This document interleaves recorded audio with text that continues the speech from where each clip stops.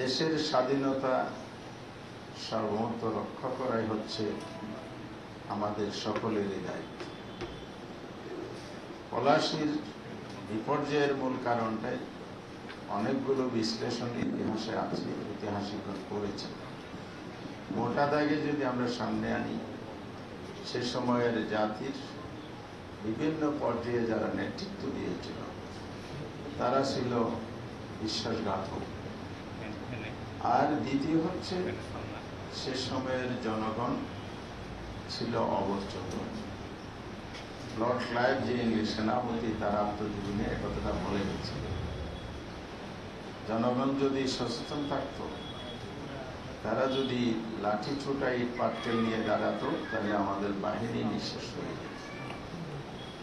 আজকের বাংলাদেশের যদি স্বাধীনতার সার্বভৌমত্ব, দেশের সামগ্রিক পরিস্থিতি আমরা বিশ্লেষণ করি, কিছু কিছু ক্ষেত্রে একটা মিল পায়। তার আলোকে আমাদের দায়িত্ব, কর্তব্য নাগরিক হিসাবে বা রাজনৈতিক দল হিসেবে জনগণের প্রতিনিধিত্ব যারা করে, তাদের একটা করণীয় আছে, ভূমিকা আছে।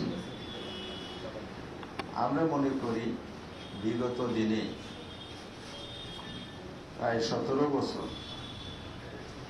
নিজেদের ক্ষমতায় থাকা টিকিয়ে রাখার জন্য দেশের স্বাধীনতা অন্যের হাতে তুলে দেওয়ার, সার্বভৌমত্ব বিকিয়ে দেওয়ার ষড়যন্ত্র চলমান ছিল।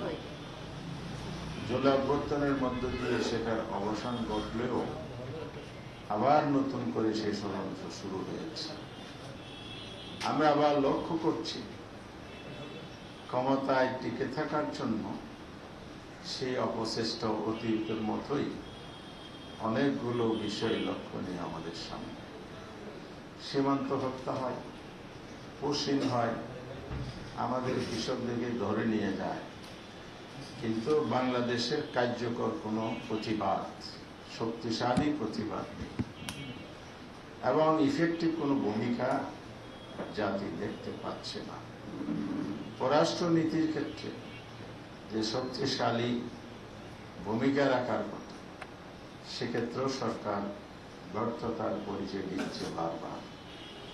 ফলে স্বাধীনতার হুমকির মুখে দেশের ভিতর উত্তেজনা তৈরিরও অপচেষ্টা চলছে।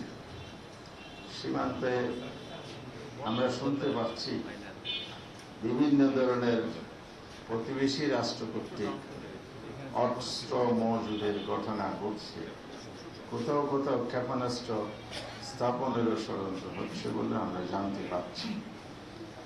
এই প্রেক্ষাপটে আমাদের দেশ, আমাদের দেশের স্বাধীনতা, সার্বভৌমত্ব, মানুষের জীবন, নাগরিক জীবনের স্বস্তি, শান্তি, শৃঙ্খলা রক্ষার জন্য 11 দিন ঐক্য আজকে সরকারের কাছে দাবিও জানাচ্ছি। আমরা জনগণের পক্ষ থেকে উদ্বেগ প্রকাশ করছি।